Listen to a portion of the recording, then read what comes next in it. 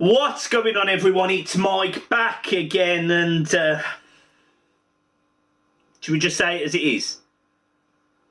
Luke Dean's leaving Everton, and he's going to be joining Aston Villa by the looks of it.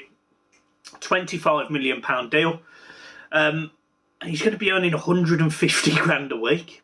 I said yesterday, I did a video yesterday, and I said, look, I think it's going to take a lot of money to do it. But there you go. And that, again, as I said, it wasn't a criticism of Villa. There was a few Villa fans that come on the comments yesterday and weren't happy with what I said. And I wasn't digging out Villa as a football club. They're very well run. I love the fact that their chief exec comes out and does these little, you know, sort of quarterly little videos that they do. And, they talk about the plans. I love that. It's open communication with the club, and you feel like the owners are financially prepared to back them, and they've built a really good side. You know, look at the entire Villa side. They've got a very, very good team, and in my opinion will challenge the top 6 next season. So I don't necessarily blame Luke Dean going to Villa. It speaks more about Everton, and what it does show is, Luke Dean's going to a club that aren't in Europe yet. That's their ambitions. They've got the ambitious manager. We won't talk about him too much, but they've got these club ambitions, and they want to get into Europe, and they're throwing money at it just like we did.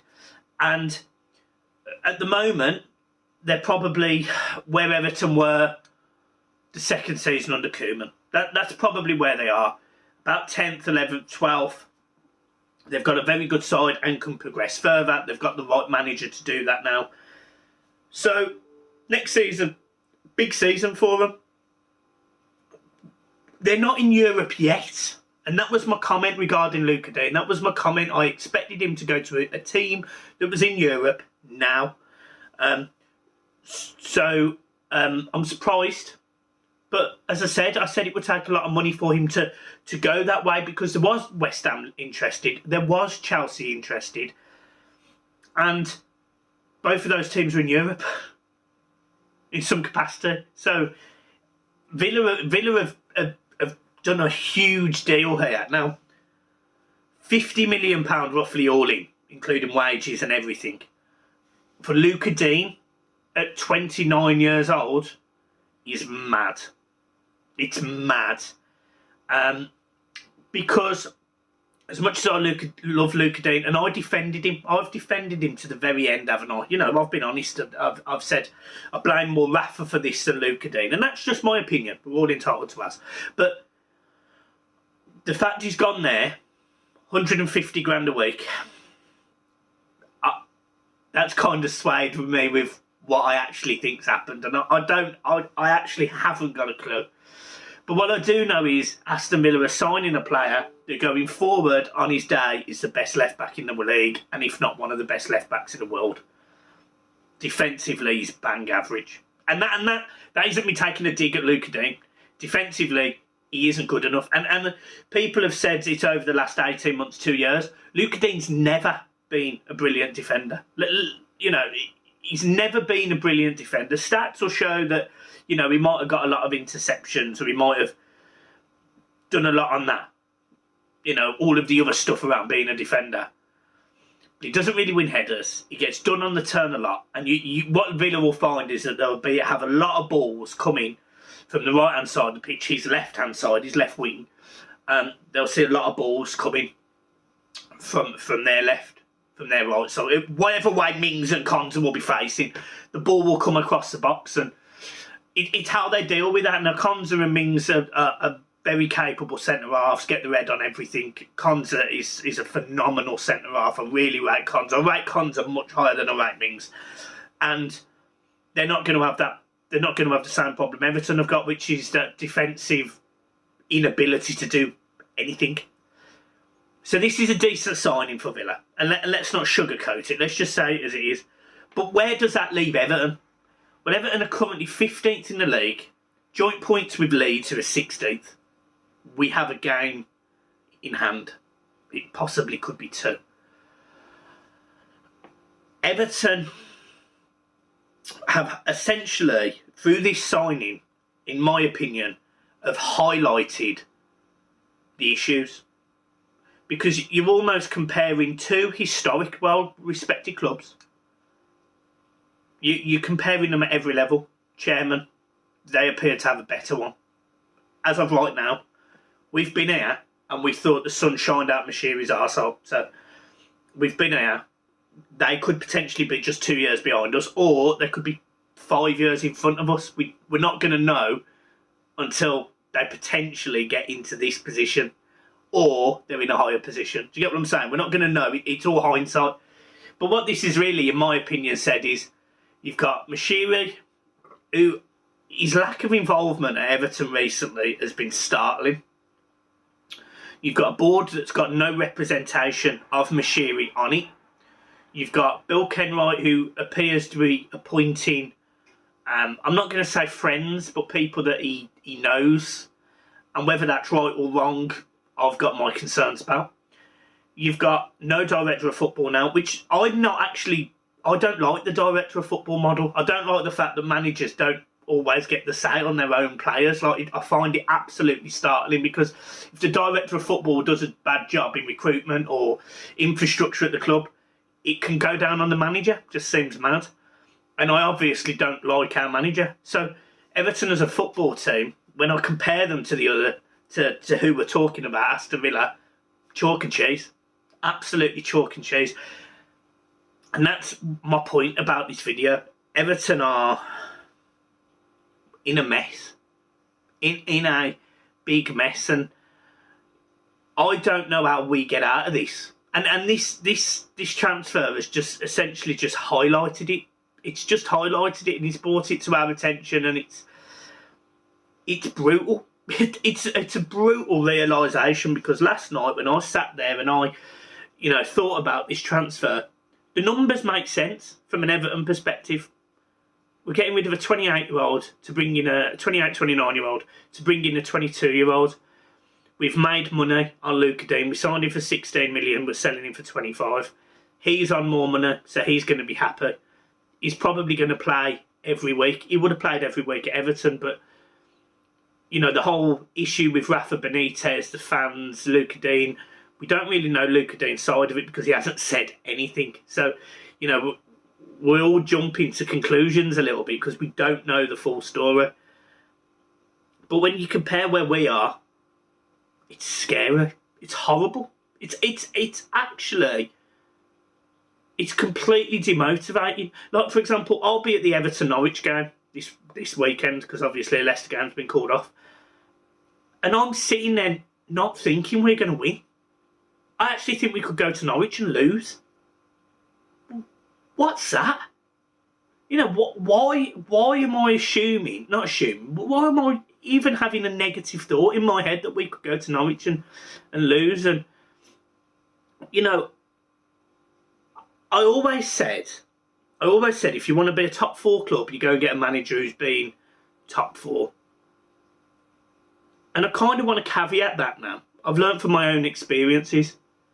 We need a manager who's been in the top four, but they need to be relevant. They need to be now. They need to be hungry.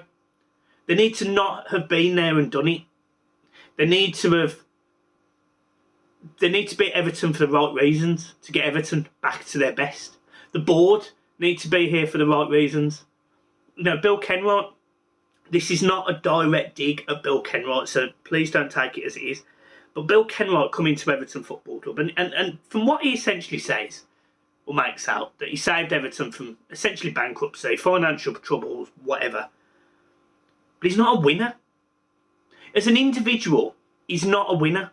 You can put Bill Kenwright alongside any chairman in the Premier League, and he's not a winner in any aspect of his life. And that isn't a criticism. He's done very well for himself. I have actually spoken to Bill Kenwright before, and he was a lovely man. And this isn't a dig at his personality. But what I'm saying is that mentality is different. Moshiri was a 10% stakeholder, I think, at Arsenal. With Usmanov only 30% and Kroenke owning the rest. He had no say. He had no power. He was it's going to sound awful, but he was a nothing man at Arsenal. He was a shareholder. He was an investor. He could make some money out of Arsenal. He wasn't a decision maker. And he's came into Everton with that opportunity to be the man, be the driving force behind Everton. And when he took over Everton as owner, he probably thought to himself, I've got an Everton team here, which is, yes, 10th, 11th, Lukaku up front, Ross Barkley, John Stones, decent players in that team.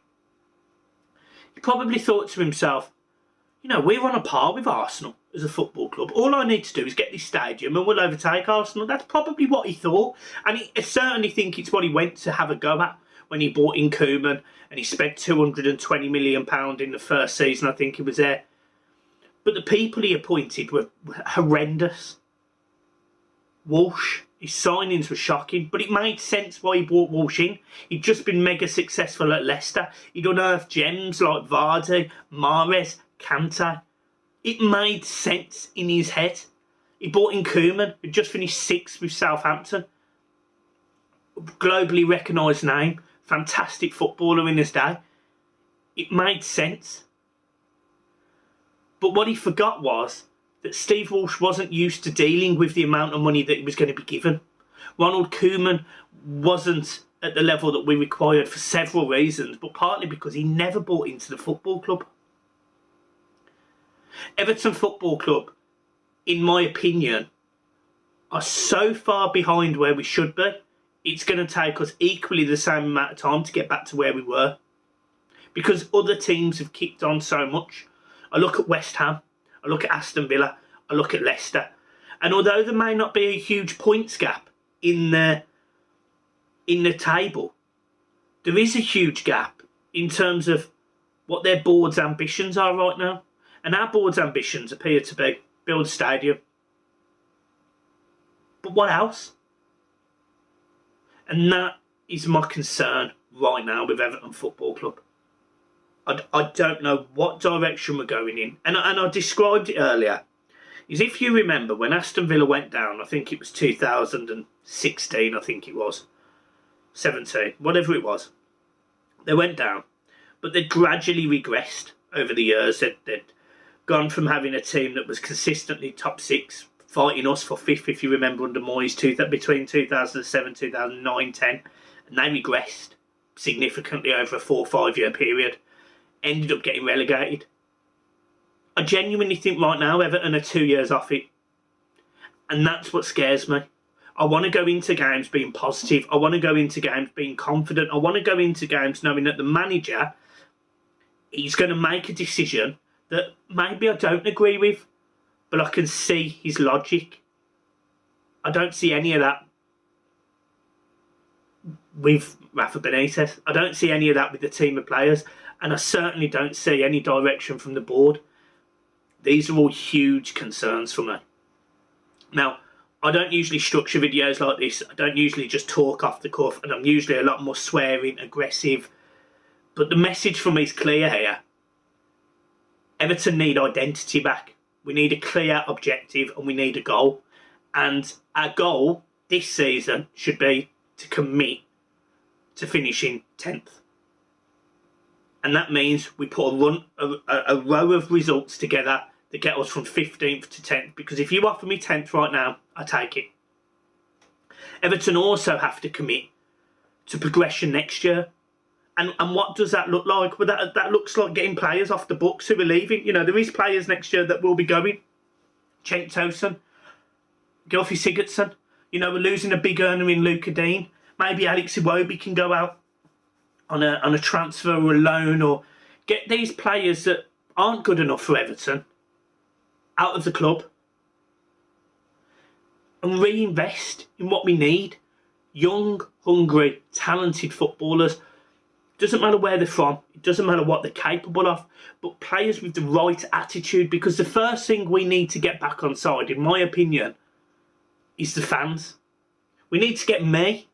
We need to get my 9-year-old. We need to get Millsy and his son. We need to get all of us back on board and going in the right direction and supporting each other. Because while we're all punching in different directions and people are having a go at each other on forums and Twitter and all of other social media platforms, that's not helping us as a football club. We look like an embarrassment. We look like a laughingstock. So we need a clear objective of where and why we're going to achieve the goals that we set. And if we do that, we can be a top side again. But we have to learn from the mistakes that we've made now. And those mistakes are probably going to hold us back for a while. But we as a fan base have to accept it. We have to accept that Everton aren't in the fight for Europe.